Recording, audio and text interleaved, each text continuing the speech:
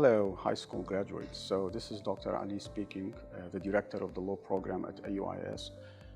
So AUIS has a unique law program because this is the first time that law is studied in English and Arabic in Iraq.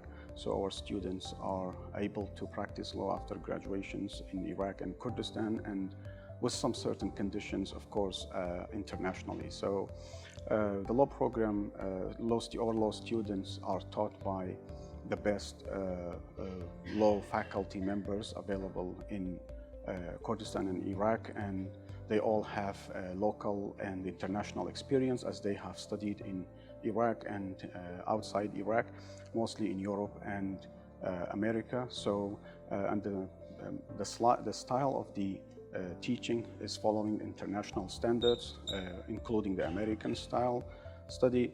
Every year our students participate in the JESSUP competition, and for 3 years we were the champions of Iraq. So if a team from a law school in Iraq wins the national champions or national competition round in Iraq, they will go to the international round in Washington, D.C.